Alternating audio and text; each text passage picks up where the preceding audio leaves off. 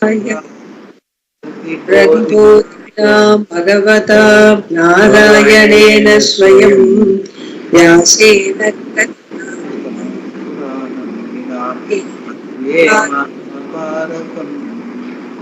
Advaithamritavarshi Bhagavati Ashtadashadyayini Ambadvamanu Sandadami Bhagavad Gita Bhagavadveshini.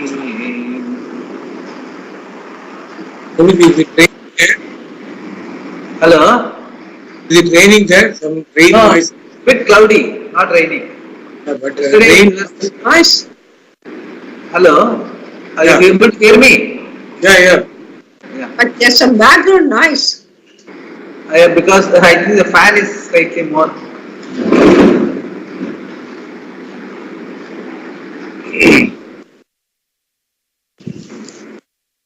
Yeah. Yes.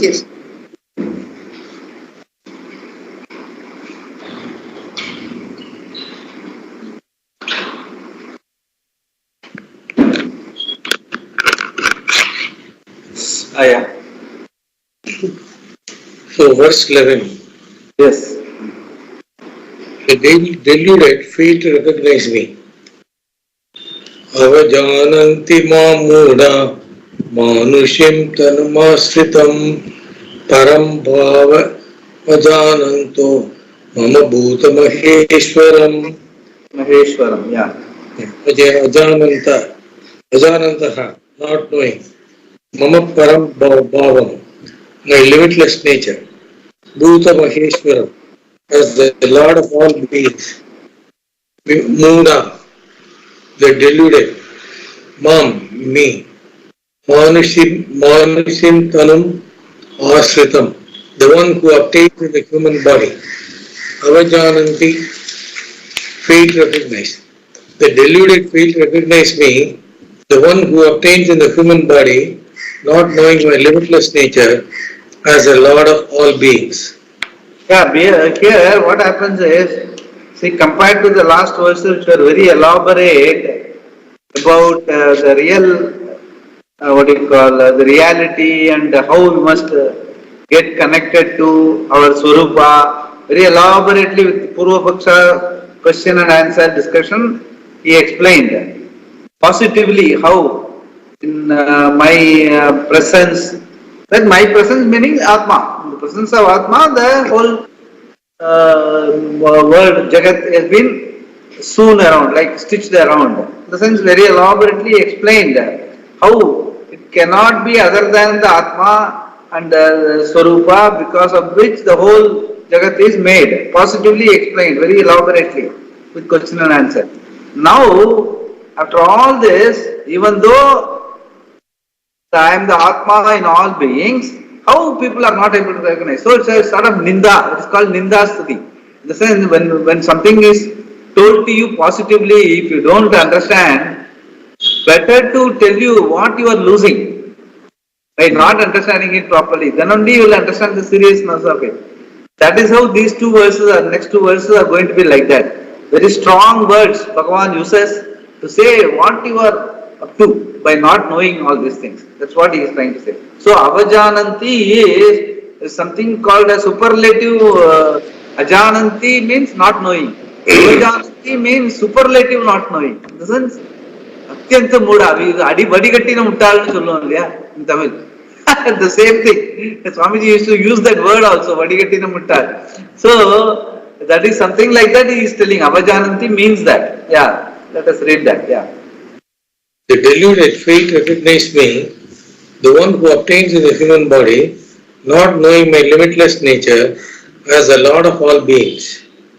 Muda, the deluded, Mudaha, the deluded, means those who do not have this discriminative knowledge. They have the notion of doership and a sense of guilt for all their omissions and commissions. Actually, it is like ourselves. Yeah. Since you can say it is all like ourselves only. We have to grow out of it. That is the idea. Only that it's true for generally all samsaris. The whole context is all of us are samsaris, where our Swarupa is a samsara. In the sense, you don't have to do anything, you don't have to become anything, you have to know. Your reality is a samsari, but you call yourself samsari. So that itself shows the foolhardiness of our pursuits. But here he explains what it is. Just read that. Yeah. Naturally, they have a sense of enjoyership for the results of their actions. These are the people who do not recognize that Atma is Akarta, non-doer, Abhokta, non-enjoyer, and that things take place as they should. Atma is only a blessing, a presence. The doership and enjoyership are superimposed upon Atma and do not belong to it. Those who do not have this discrimination completely neglect. No, you have to read it like this. Those who do not have this discrimination completely neglect. Completely neglect or disrespect me in the sense that they do not recognize me, nor do they think I am to be inquired into or understood. Why? Because Mama Param Bhavam Ajanantaha. They do not know my limitless nature. Shankara says that Atma is like space.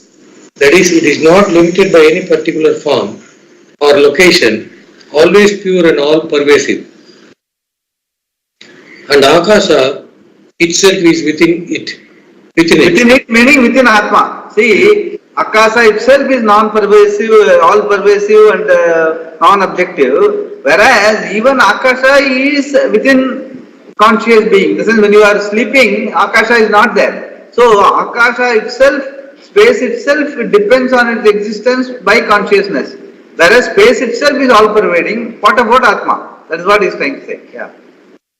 The whole creation is within Akasha, but this is still interior, subtler to Akasha, in that it is the basis of Akasha itself. And he is the one who is the Lord of all beings, Bhuta Maheshwara. Shankara says he is Swatma, one's own self.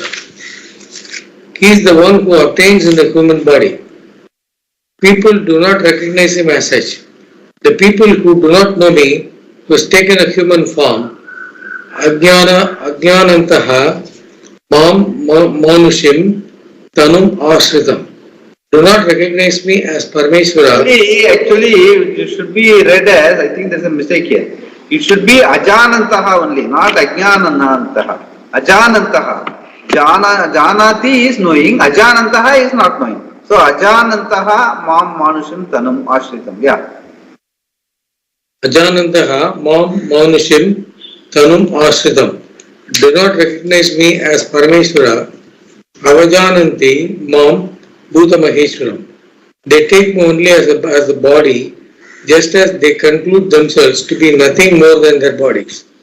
And they impute the limitations of the body, such as mortality, etc., to Atma, and conclude that they are mortals, subject to all the limitations that the body is subject to. In fact, so intimate is this orientation that no difference is seen whatsoever between the body and Atma. The lot of the physical body is one's own lot. It becomes so ridiculous that one can say, you can even say, I am white, I am black, and so on. At least if one says I am fat or I am tall, one is describing the body. But when one says I am white, one is referring to the pigment of epidermis and equating it to oneself. This ridiculous state is achieved because one happens to be in this physical body and takes it as oneself. In doing so, one neglects Parameshwara. Yeah, this basically the Avajananti, the one more word is, in sense, it is what you call, it is a strong, Bhashekara says, it is a strong Nisheda Vakya, meaning attitude born of Ajnanam. You are already Ajnani, and over and above that you have got a lot of attitude built over that. So it is something like a frying pan into fire situation. So ahata varakaha te, meaning a very strong nisheda vakya, destroys himself by having such attitude and thinking that what he doesn't know is what is right in life. He is destroying himself and is pitiable. That is what he says. It is in one more thing is avajananti also means in Tamil avamadikkirargal. You are disrespecting Lord. You are not your worship and all are very far. You are not only worshipping but also you are disrespecting Lord by assuming that I am white, I am black and all that. Thinking that way. So that is what they are, that's such a strong negative statement it is. Yeah. By neglecting Parameshwara, one only neglects oneself. If you say that you have other things to do, all of them are only to become the Lord. You try to manipulate the world to be in control. You want to be Ishvara, you are Ishvara in reality.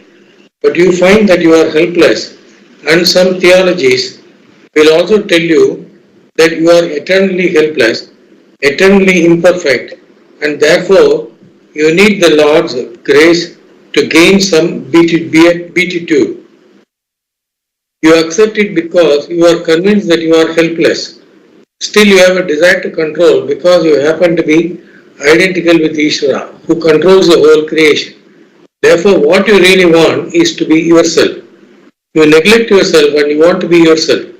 In other words, the very thing you neglect is what you want to be, which is why I say the reality of yourself is not simply metaphysical. It's a value. Here reality and value are identical. You ought to be free. Freedom is the reality. You want to be happy. Happiness is the reality of yourself. This is why moksha pravritti is entirely different. It is not a philosophical pursuit, it's a life pursuit. A pursuit that gives some meaning to life. The purpose of any pursuit is to become free from a sense of lack. And the truth is you are already free. If you do not recognize it and continue trying to be that, you can never succeed. With this limited body and mind, you try to be free from a sense of lack, and what you are, you neglect entirely. Bhagavan says, I am the one who is seated in this human body, highly worshipful, and the one everybody is seeking. And these people do not seek me at all. And what they need to seek is what they are neglecting. This is Ascharya, wonder of Maya. Wonder of Maya. The one who obtains in this human form was said by Shankara to be always free from any type of karma or ignorance and therefore ever liberated. Nitya Shuddha Buddha Mukta Asvabhava. It is he, the ever liberated one. Bhagavan says, who does not recognize Bhagavan as the truth of himself? He disregards me, not knowing my Parambhava, limitless nature, which is identical to one's self and which is Ishvara, the Lord of all beings. Swami, 1 minute, the last sentence, it is he, the ever liberated one, Bhagavan says, who does not recognize Bhagavan as the truth of himself. It is he, the ever liberated one, but he does not recognize the Bhagavan as the truth of himself. The but is missing actually there. Oh. Yeah. Actually it is, one has to recognize Bhagavan as the truth of oneself, as a ever liberated one, but he does not recognize. That is what he says. Yeah. He disregards me, not knowing my Param Bhava, the limitless nature, which is identical to oneself and which is Ishvara, the Lord of all beings. Then what do they seek in life? Only me. Not recognizing themselves, they begin seeking me like the 10th man. Once the 10th man story, you have, all of you know, no? I think so. Yeah. People cross the river and to start with. Paramatma Guru. Yeah, no. That is one thing. The 10th man is the famous Dasama Drishtanta in Shastra. Dasama Drishtantara is, anyway, you read this story, it will tell you. Yeah. Only 10 people, once 10 people crossed the river, and to start with, they were worried if the river will carry them away in its flow. Therefore, when they reached the other bank, they wanted to see if all the 10 had crossed over safely, and so the leader of the group started counting the people present.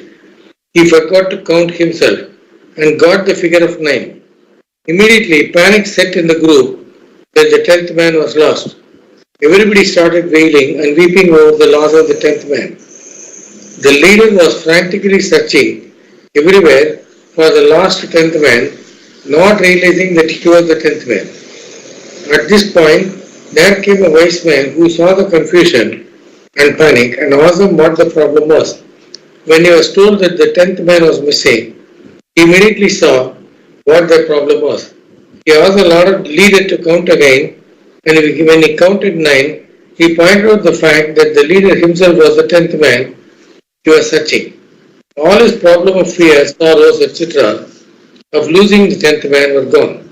The problem is the same when one seeks fullness, not knowing that fullness is one's own nature, and when the problem is due to ignorance, the only solution to the problem is knowledge. That's called Dasha.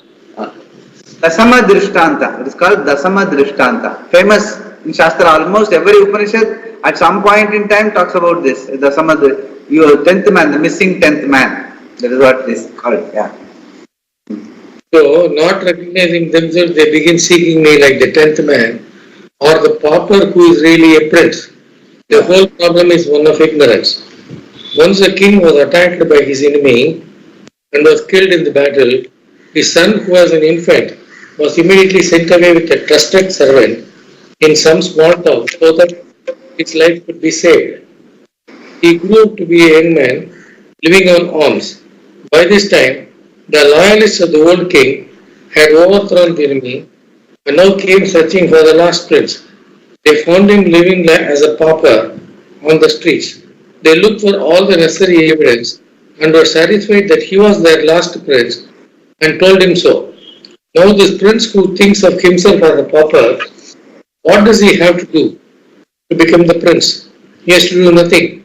He simply has to know that he is in reality a prince. And the problem is one of ignorance. The only solution is knowledge. Very good story. Necessity for Shraddha and grace. Suppose you are ignorant of an object. For instance, you insist that charcoal cannot become a diamond. I can perhaps educate you and show you how it becomes a diamond. I can make you understand because it is an object. But if you are ignorant of yourself, while all that you seek, freedom, happiness, freedom from agitation, and so on, happens to be yourself, how will I arrest your attention? How am I going to show you to yourself? It is not possible because you have Shraddha. Unless you have Shraddha, that the self-revealed in the Shastra does exist. The recognition of that self is possible only when you first recognize it as Asti.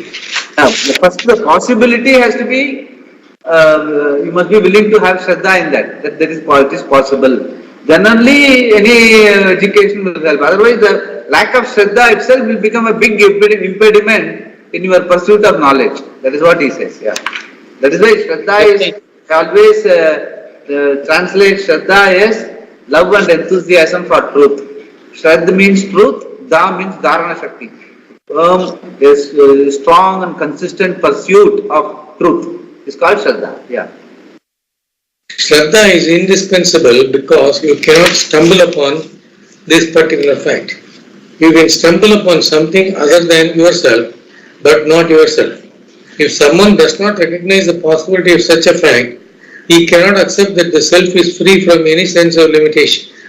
It is the reason why it is said that if a person has an affinity for non-duality, it is only because of the grace of the Lord. Ishvara anugrahat eva anugrahat eva This is also a famous statement in Shastra.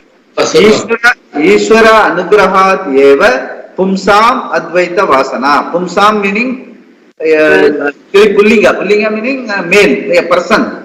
A person, pumsan, purusha, will have only by Ishvara anugraha, he will have advaita vasana, meaning even the remote possibility of that I am one with Ishvara, that sort of a vasana meaning some sort of a shraddha should be there by Puru Janma, by living a good life. That is what all this Punya Karma are supposed to, Anta Karma Shuddhi, Punya Karma, all are supposed to lead us to have this. Because you will, when you do Punya Karma, when you are one with Ishvara, when you are doing Upasana and all that, there are always moments you have that oneness as an experience, aparoksha. This is a direct experience of oneness with Ishvara is there when you are doing a punya karma, a good karma, a good, with a lot of shraddha, when you do the upasana and all that, you have that. So once you have that, those moments of oneness with Ishvara, when the Shastra comes and tells, you are that one with Ishvara, that will gel, in the sense, you will feel, yeah, that is possibility, I have experienced that. Only that I don't know it. Now that when the Shastra says that you are one with Ishvara, I will be able to have Shraddha in that and pursue that knowledge. Shastra, what it says, what Guru says and all that. But if your life is totally wavered and you are all the time agitated and all that, and that person, and you go and tell him your tranquility is your real nature, you are one with Ishvara and all, you will not have Shraddha. That is why he says your life and your way of living, your Ishvara, Upasana, Karma, good living, dharmic living, all are upaya for you to have that relative tranquility. Whereas oneness with Ishvara is a possibility. And then you will pursue that understanding, then you will get it. That is what he says. Ishvara anugrahat eva pumsam advaita vasana. Yeah. Out of the sheer despair of one's helplessness in manipulating situation, a person can perhaps become a kind of bhakta. But even this much recognition requires Ishvara's grace. A person in distress can remain in distress and just become desperate. One need not resort to Ishvara. It is not necessarily true that someone in distress will become a devotee. One can become mentally ill. If one becomes a devotee, it is only by some grace. To recognize I am the whole requires not just some grace. It requires extraordinary grace because what you seek is not ordinary. It is Advaita, it is you. Even if it is told without grace, it will not capture your attention. Even if it is told without grace, it will not capture your attention. Yeah. But if grace is there, it rings true even when you hear it for the first time. Yeah. When you say it, it is purely due to the grace of Ishvara. Everyone knows he or she is not the whole. You need no knowledge for that. But it takes a lot of knowledge to recognize your identity with the whole. For this necessarily you require grace. Without the grace, they disregard me who is the self of everyone and are destroyed. Shankara says they are lowly people. Even though they were given a thinking faculty, they did not use it.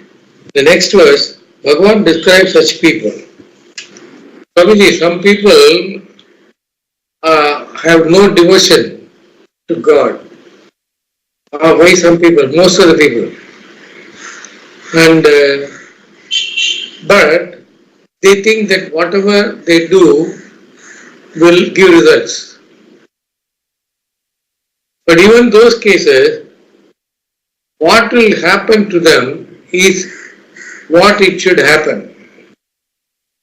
Am I right? In the sense, what you are saying is that they believe in karma, they don't believe in Ishvara. They believe in karma. Whatever I do, there will be a result. There will be a result. Whatever I do, there will be a result. That much everyone understands. Okay. So, if they understand that I am responsible for my action, and suppose they extend that logic, okay, I am responsible for my action. So, if I do good action, I will get good result. If I do bad action, I will get bad result. If that much of understanding is there, that is perhaps called ethical living. Maybe they are not worshippers, but they are ethical living, they are ethical living. In that case also, suppose when they are living ethically, but there won't be much conflict within. They will live their life without a conflict. So there will be a relative peace. At that time also, suppose they get exposed to this understanding by some satsang and all that, they may get, when they say that you are, by yourself, you are Purnam, they will say, yeah, maybe in my own, whenever I am doing a good job, whenever I am doing some good karma for others, and I am not doing anything bad for anyone, I am fairly peaceful. If that is the origin of that peace is the oneness of life, if that is told to them at that point in time, they may catch up. Then they perhaps may inquire. So, what is important is the sort of a relative tranquility. For that, a dharmic life itself is enough. See, they may not call it Ishvara, but as we have discussed before, Dharma is Ishvara. So even if they follow Dharma, they may not call it Ishvara, but they are in line with Ishvara. So they may also get it. But at that time, they will be, when they are taught, they will be told it's all, whatever it may be, like even though you may be doing good action, sometimes it may not succeed because of that, there is a higher power, hidden variables and all that.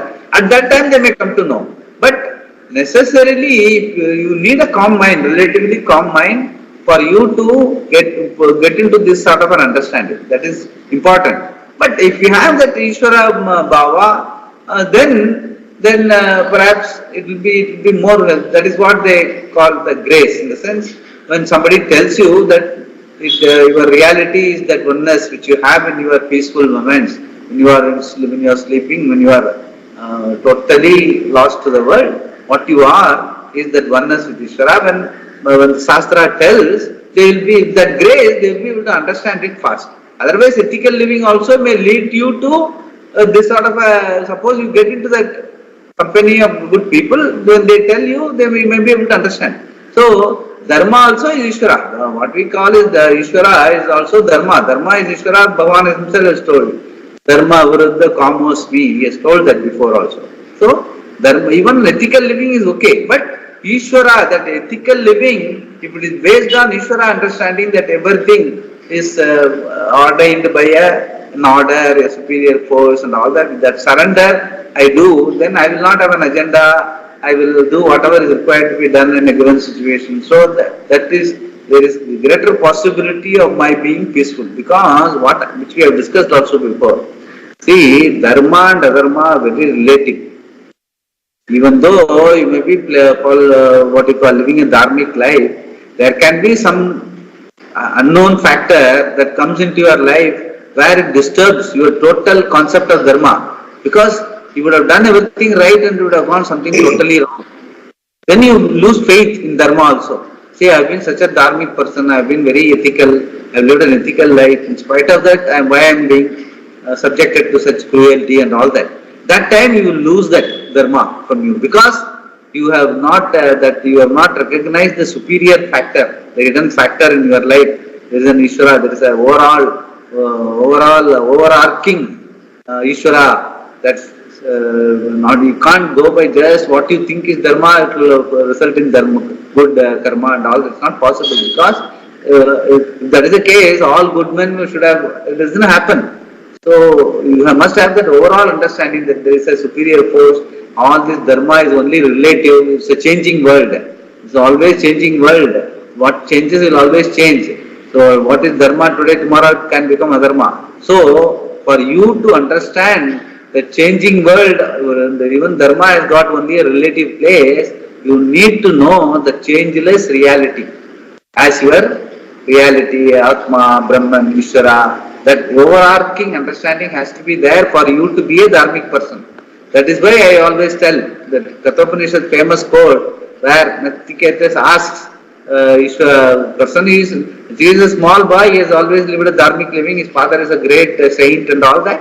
In spite of that, he tells Dharma Raja, you tell me what is beyond dharma and adharma. Teach me, he says, because he also knows dharma and adharma will only help up to a point. So dharmic living, ethical living will help only up to a point. At some point in time you may get disheartened. So for that you must know what is Nitya Anitya Vastu Viveka. Dharma Adharma Viveka is not enough. At some point in time we have to understand what is Nitya Anitya Vastu Viveka, which we have discussed before also. So only when Nitya Anitya Vastu Viveka is there, that Viveka is there, then only this Dharma Adharma Viveka can hold. Not otherwise. Not by living a dharmic living, not necessary that you will get that Nitya Nitya Vastu Viveka or the overall understanding of life, or understanding that what Bhagavan says here, that you are Purnam, you are Atma. That is not going to happen by just knowing that living a dharmic living. That is why Ishvara Anugraha. That is why Satsang, Ishvara Anugraha eva Pumsam Advaita Vasana. Advaita Vasana means Shastra. The exposure to Shastra has to come in place at some point in time in life. Then only this for dharmic living will hold. So your question to start with that person does good karma may not be sufficient for this understanding to dawn on someone's life. That is what is important. That is why we are studying this. Yeah. What about people who just help society? There are many people, they do a lot of social. That is what that's called. There is something called Ishta Karma and Purta Karma. Ishta Karma is what is ordained by the rituals. Like you do Dakshina, do Dharmam, Dhanam, and all as per the rituals. Outside of the rituals also, people do good karma, social work, good karma and all that. Even that, because you are exploring the expansiveness of your inner, in the sense you don't restrict yourself to I, me, myself. You are going above, you are stretching yourself to include others into your my, me and mine. So that itself, that expansiveness also will give you an understanding that everything is one only. All are Ishvara, all are Ishvara's subjects, they are all one. That sort of an expansive mindset will give you, and when you are living that sort of a life, when someone comes and tells, when there is a satsang group where someone tells that this is what Bhagavan says, everything is one and the same being there in all people, that will have resonate with them. With such people also, it will resonate. Yeah, it is true. See, when I help somebody, I feel nice about it. That means it is not I, me, myself. When I do more good work to the society and all that, I feel nice. That's what Bhagavan also says. That is, there is only one Atma that resides in every one of us. So that will resonate. That sort of a good work also will resonate to this understanding. So we may take it up. May take it up, may not take it up. But that definitely helps. That is why that dharmic living, Ishvara, Bhakti, both are important. Both will help you to have a mindset where you can understand this oneness is the reality of life. It is not I, me, mine. Aham, mama, buddhi, the small ego will vanish. That is the most important part of it. That is where we all get stuck. That is where that samsara starts. Once we are able to break away from that I, me, myself attitude, then automatically that, yes, when you break away from the I, me, myself attitude, what is there? Then the same Atma is there in everyone. There is nothing like I, me, myself.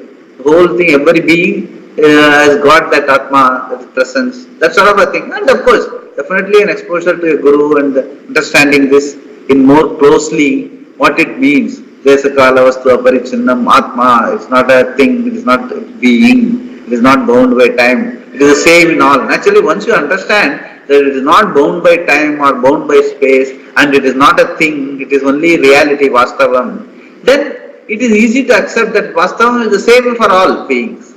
Even moving and non-moving beings, animals, plants, everything has got the being. Okay, that beingness is the same in all. That can be understood once you are able to break away from this total identification with aham, mama, buddhi, I, me, my family, mine, this is mine, this is not mine, that sort of that restricted mindset does not allow this oneness as a reality. When someone tells also, it will come as only an academics. What he says I understand. But once you come out of the hall, you will go back to your own life. That for you not to be like that, you must be able to live it. That the expansive way to live, dhanam, dharmam, helping people, and automatically it will put that question in you. What it is, when I'm helping somebody, if I'm going out of the way to help somebody, even though I don't have the wherewithal, but I'm able to go out of the way and help somebody, I feel nice about it. Why? The question will come that why will lead you to answer this? Because it's all oneness. It's all oneness is the reality. Everything else is only changing. That is real mithya. It's all changing world changes. Changeless is only the being, the oneness which is the same in all beings. That sort of a understanding is possible once you live a dharmic living or helpful living, karma yoga, Ishvara arpana buddhi, all those things. That is where the whole idea of dana, dharmam, Ishvara, upasana and all in our scriptural psyche is only as an upaya to lead you to this understanding. What you are practicing is your reality. So that understanding it has to lead to. That is where then Swami always used to say, it is the payoff of good living. This understanding that I am Purnam Brahma Aham Asmi is the payoff for you to live a good living, adharmic living, helpful living, Ishvara Upasana and all that. Otherwise, Ishvara Upasana and Ishvara Upasana, you stop with it, then you will start getting frustrated. I am doing all the Upasana, I am doing all good work, in spite of that, why it happens to me? Why me? Because you are asking for it is looking like, it is something like, whatever I do, I must get the returns. It's something like return on investment. I am living a good life and dharmic life. Ishvara Upasana and all I do, what is told in the rituals, I do a lot of dakshana, but I am not getting the returns. It becomes a vyapara with Bhagavan. It doesn't work because it is not true. It is not. These are all meant for only for you to gain that antakarana shuddhi, where you will question and understand, where you will get exposed to the Guru and Shastra and understand, irrespective of what you are in life, whether you are with money or without money and all, you are Purnam here. That when you sleep, what you are is what you are in the waking. That is your reality. That understanding alone will make you fulfilled. Not by gaining this and that, by way of even good karma and all that. Because that's all limited. Good karma can give you good result. Okay, you may go to Swarga. What happens? Shine punye martya lokam vishanti. If you do study well, if you do dharmic living and all, Usra Upasana and all, you may get a good degree, you may get American visa, you may go to America, live a good life. Something like Swarga only. But at the end of it, there also you will start complaining. Compared to other guys, somebody is earning $10,000, I am earning only $5,000. So in America, in heaven, you will also find that I am that fellow is closer to Bhagavan, I am sitting far off.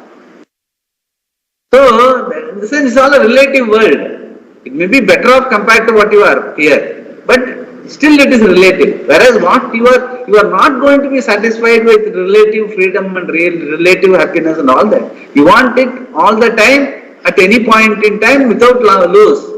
And that is possible only by understanding that is what you are here and now. Unless you understand that, irrespective of your station in life, your money, your relationships and all, in spite of that, here and now you are Atma. Everything else is a changing reality. Which in my presence all these things are happening. Okay, all these things are happening means what? I play my role according to my station in life. I play whatever. Because that doesn't make me bigger or smaller. It's all happening in my presence. My presence is the Purnam. So that understanding only final. That is what he is talking about. But what we are talking about is that, not anything relative. But actually, I find in my experience, people who do good to the society, slowly they start becoming proud of their work. And after that, only egoism sets in. That is not egoism sets in. What happens is the ego appropriates the good feeling one gets because of doing good karma. The ego is a false self. It identifies itself with aham, mama, buddhi. This is mine. This is me, my family, along with my punya.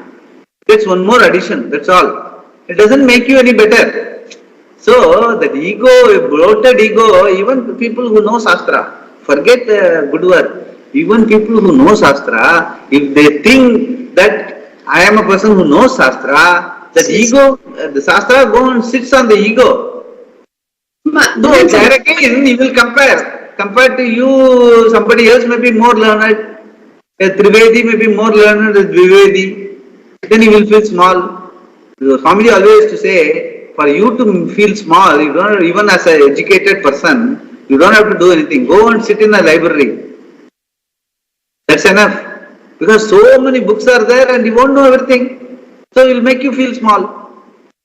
So that's the limit. That is why there is no limit to learning and all that.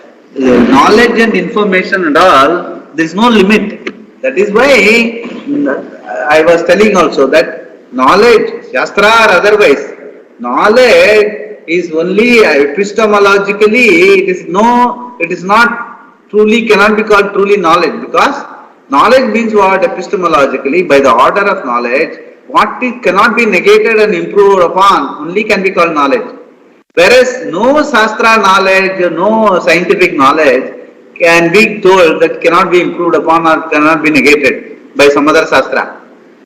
So that is not knowledge. Only knowledge that can be called knowledge is understanding that Aham Brahmasmi, here and now, my being is Desa Kala Vastu Aparichinnam. I am limitless by way of time, by way of space, and I am not an object, I am not a thing, I am being. I am Vastavam, reality. This, since it does not have any time, space, object coordinates, it cannot be improved upon, it cannot be negated. That is why it is called knowledge. That is why it is called Abhaditam Satyam. The Satyam which cannot be negated. So that is the only thing that can be called knowledge. So otherwise, as you say, any knowledge will add on to your ego only.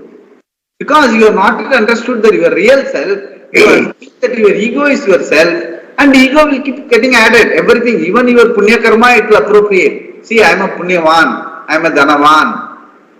Like that. So it doesn't, it embellishes your ego, it becomes worse.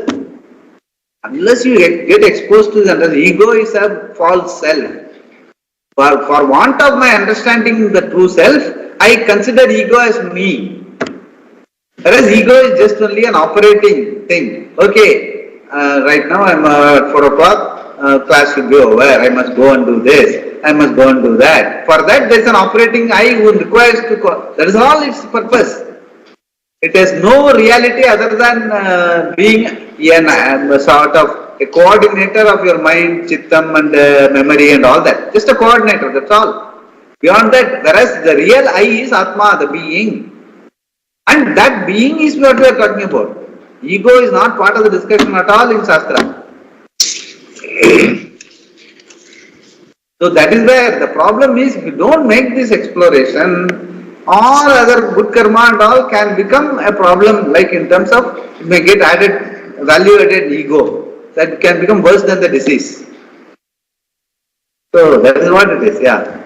Actually, when you told last class, even before that you should take ego as like you said, coordinate. It is not yourself. I thought that's all. That is why that even that, see, there is something called Atma, something called Shakti, then something called Chidabhasa, something called ego. All these words are used in the Shastra. But that is all only to teach, for teaching, for discriminating between the two. But left to ourselves, we know exactly. We don't need to say that I need somebody other than my being for me to coordinate all my activities. So I need to give a name to it. In practical terms, these are not needed. Even when you know right now, when you know that you are Atma, still you will be going and doing your work, no? For that, doing that work, you don't have to give a name. By giving a name, you are giving a reality to that. It is not necessary. You go about doing your work. Automatically it will happen. Bhagavan, that is why nimitta matram bhava savya sachi. Ayye nanichuko. That will go on, the show will go on. Famous statement. We think that we are making the show to go on. No. That is the problem of ego. Ego thinks that I only make the things running. No. Things run. You just do your part. But your understanding that I am Atma is nothing to do with what is going on in life. What goes on will go on. So understanding is a reality. It has got totally a different dimension. That is why this reality understanding is at a different level. Whereas Paramarthikam. Whereas everything else is Vyavaharikam or Pradibhashikam. In the sense, a different level of reality. You should not try to compare. Even your Dharma, Punyam, Papam, Ishvara Varse, ego, everything belongs to that level of reality. Reality in the sense, actually it's a misnomer. It's not real, it's unreal, mithya, including ego. Whereas you are real. So from that one understanding, once the understanding of reality sets in, unreal will keep going on, like your dream. That is why Bhagavan, at some point in time they say, the waking life is as good as a dream. Your waking life also is operated from the mind only. Your dream also was operating from the mind only. And where is the difference? Well, like that. It's all very, very clear as far as this understanding. Once this understanding of reality comes in, then everything else falls in place. Ego will not be a disturbing factor at all. Why I said was that day, only after, like you said, after the class, till that night, I had that feeling every time I could see that ego shouldn't set in. I was doing it very judiciously. But only conscious about it.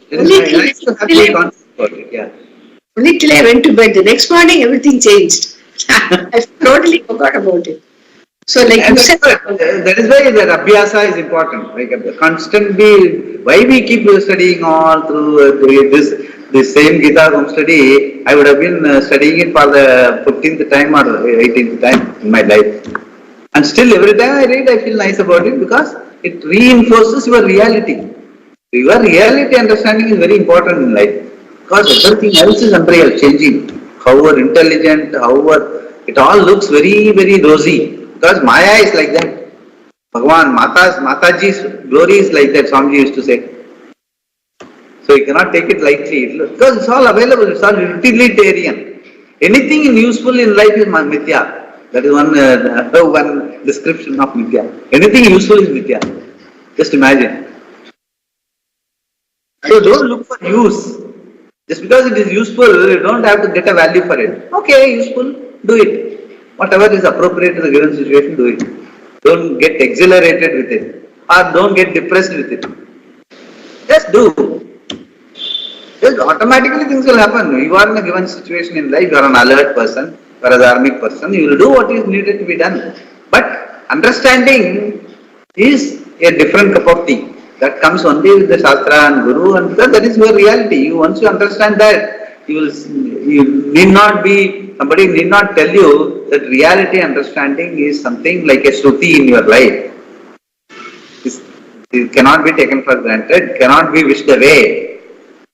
You have to be a real person all the time. Reality has to be your, what you call, complete this Sutra Manigana, it has to run through your life, all through the day. It has to be like that.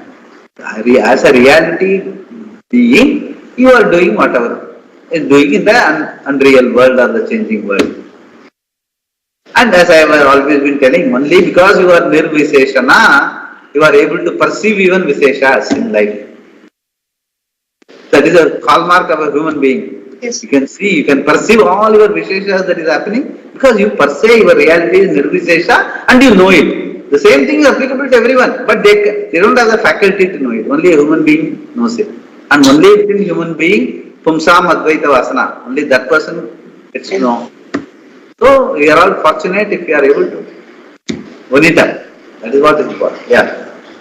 Please, Swamiji, one thing which I used to note with people who do voluntary work with organizations and they organize things for some students or something. I've seen an organizing committee kind of person. For example, you can even take Appa for example. He organizes something for IIT Alumni Association like that. Generally what I've seen is in such type of discussions, when a responsibility is given to that organizer, we will expect that organizer to be like, basically the organizer should be without ego, without any opinions, he should not take other people's opinions. He should be a person who should just be very simple minded, nothing in his mind. He should just do things, organize things. He should not bother what will be the output of that, and he will just do. Now, I see that in my dad, in many of the calls that I have been listening to what he's doing. He has been in some of his calls, some people will talk, Krishna Kumar will take care, Krishna Kumar did not do this, did not do that, like that. I've seen my father where he will simply keep quiet and not give much ado to that aspect. Now, one more thing, yesterday I was listening to what Pujyasri talks in that talk number 6. So there he talked about bosses extracting work from us, and they will talk in a very egoish way. Hey, come on, finish this work today, finish this today, finish that today, like that. Now, what happens is most of the time we get angry or irritated because they talk like that. So there, the anger that develops is because of our ego that comes up. We may say we don't have ego and we will blush. What do you say? Like I may tell my mother or father saying, see, this guy is giving so much of work. I don't know what to do. I'm under pressure, like that we will talk. But actually, it stems out of the fact that you have ego because of which that aspect comes out. I understood that aspect yesterday, and we have this. This was something I listened last Monday, Swamiji. Then Pradosha group, we have one boss, Venkata Krishnan Chilita, our boss. He used to discuss these points every Pradosha for 45 minutes, where we will say Rudram Chamakam, and 15 minutes he will give some small talk from Bhagavad Gita. So he talked about this last Tuesday during Pradosha. He said, all this ego and everything stems out of the fact is because that manager considers you important. That is why he's showing ego on you. You consider that person is showing ego to you because that's important that he has to show. So don't look at it as ego. Take it as something like a reality perspective and see what you have to do in that. They want you to do the best, and that's why they are using you as a tool. So ego is basically not something that you should show or you should invite. Ego should be used as a tool to achieve your goal, is what he explained. So this kind of relates to this. Another thing is, see, the most important part of it is, in all this, even this ego discussion and all, it should not be used to sit upon judgment over others. It is only for ourselves, where we stand. Whether we are getting carried away by our own ego, or we do whatever is appropriate and stay with our understanding of the real self. That is important. As long as you are able to do it, irrespective of wherever you are, whichever crowd you are, whether the other person displays ego or you are doing it genuinely out of his role and all that, we don't have to really sit upon judgment as long as what he does is dharmic. Okay, that is where Dharma is applicable, and you have to ensure that the other person doesn't tread on your toes and you don't tread on his toes. As long as that is fulfilled, Dharma is a common value. So that can be, whereas you really don't know whether he does it out of ego or because of his role demands that. So we don't have to really use it to judge others. We have to only look at ourselves. These discussions, mainly all these discussions, whatever we are discussing, is purely to understand our reality and ensure that we don't get carried away by our own ego, our small self.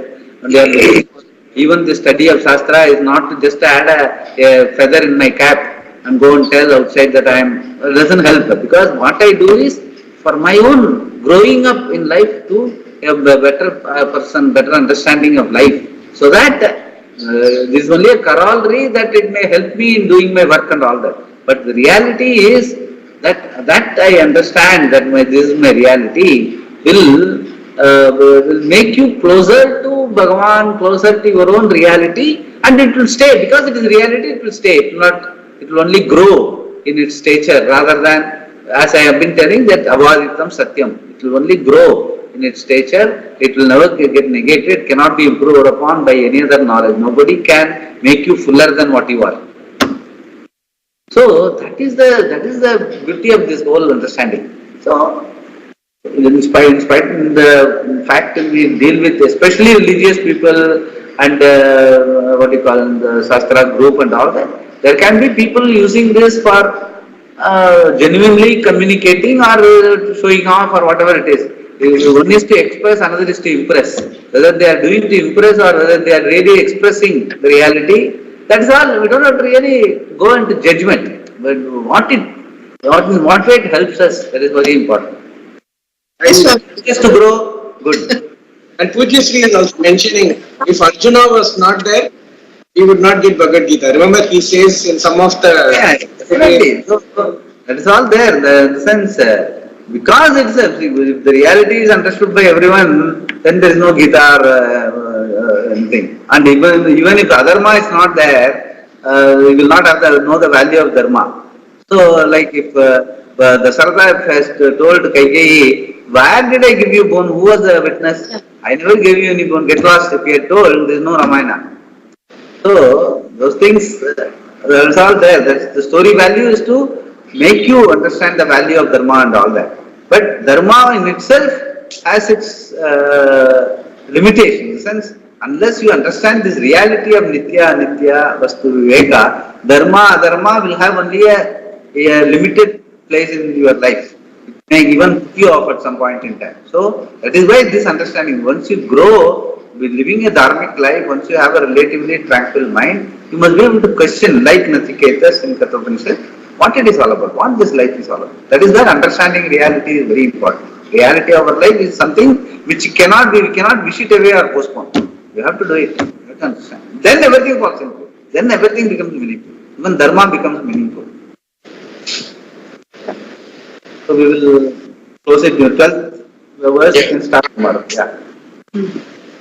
Actually, when people give more of this information, like something, we actually call it as out-of-box thinking. When some people like you, like my boss, when they give such type of things, Swamiji, the beauty of reading such things and understanding it better, it improves, I feel, Swamiji. This is just Yeah, definitely. It is very true. Like, I have been having a camp to last 2-3 days. Every time a camp comes, a new Acharya comes, and he comes along with some people and all that. When we discuss it, they all understand how much the whole Sampradaya has helped us to be grounded in our life. And irrespective of whatever station we are in life, he can be a happy person.